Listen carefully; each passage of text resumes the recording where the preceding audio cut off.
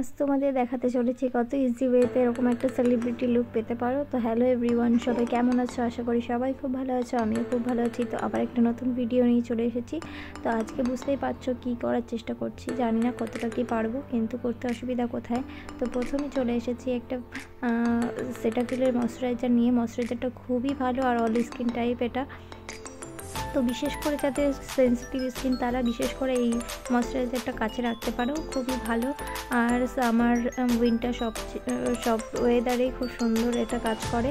তো তারপরে আমি একটা আমার মুখে এতটা প্রাইমারের দরকার হয় না, তো আমি একটা লিকুইড হাইলাইটার অ্যাপ্লাই করছি। সেটা হচ্ছে সুইস বিউটি, তোমরা সবাই এটা অ্যাপ্লাই করতে পারো। তো ওটা খুব রিজনেবল প্রাইসের মধ্যে পড়ে আর খুবই সুন্দর একটা ফিনিশিং দেয়। তো তারপরে আমি মুখে কোনো স্পট নেই, তার জন্য আমি সোজাসুজি চলে গেছি একটা স্টিক ফাউন্ডেশনে, সুগার স্টিক ফাউন্ডেশন। এটা আমার শেডে একদম 32টা।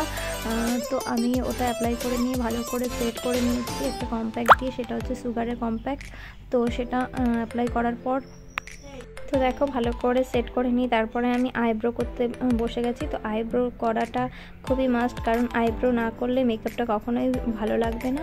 তো তার জন্য হালকা করে আমি একটু আইব্রোটা করে নিচ্ছি। আমাকে খুব ডার্ক আইব্রোতে মানায় না, খুবই আর্টিফিশিয়াল লাগে। তার জন্য আমি খুবই সিম্পল ওয়েতে একদম নিজের মেকআপটা করে থাকি, কারণ আমাকে খুব মেকআপ করলে, হেভি মেকআপ করলে একদমই বাজে লাগে।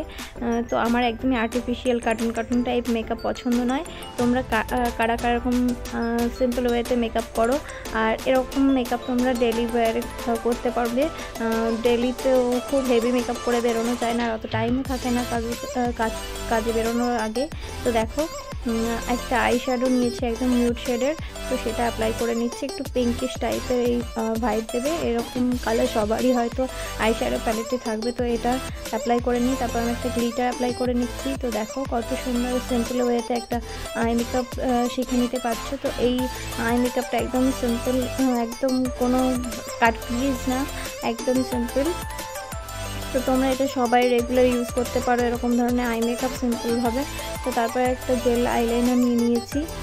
তো এরকম ওয়াটারপ্রুফ জেল আইলাইনার সবার একটা করে রাখা উচিত, কারণ এটা খুবই ভালো আর খুব তাড়াতাড়ি শুকিয়েও যায় না, খুবই ড্রাই হয়ে যায়। অন্যান্য যেই একটা আমি ইউজ করেছি মিউজিক ফ্লাওয়ারের একটা আছে, তো সেটা ব্ল্যাক কালারটা খুবই তাড়াতাড়ি ড্রাই হয়ে গেছিলো, তার জন্য একটা মেবলিনের নিয়েছি। তো এটা খুবই বেস্ট। তো তোমাদের কার এই আইলাইনারটা ভালো লাগে সবাই অবশ্যই কমেন্ট করে জানিও। তো এই দীপিকা পাডুকোনের এই পিকচারে দেখলাম যে একদম মোটা করে আইলাইনার পরা থাকে, আর আমাকে লাইনার পরলে বেশি একটা ভালোও লাগে না, কারণ আমার হুডেড আই, তার জন্য একটু মোটা করে পরেছি, যে ভালো লাগবে কিনা জানি না। তারপরে আইলাইনারটা খুব সুন্দর করে টেনেছি, দেখতেই পাচ্ছ, একটু উইং করে নিয়েছি। তো তারপরে আমি আইল্যাশও কখনো পরি না, কারণ আমার কাছে খুবই হেভি মনে হয় আইল্যাশ পরলে। তার জন্য আমি প্রথমে আইল্যাশ পরবো না ভেবেছিলাম, তারপরে একবার পরে দেখলাম যে কেমন লাগে। তো আমার আইল্যাশগুলো খুব কম, তার জন্য ভালো পড়ছিল না আই মেকআপটা, তার জন্য একটা আইল্যাশও নিয়ে নিয়েছিলাম আই ম্যাজিকের।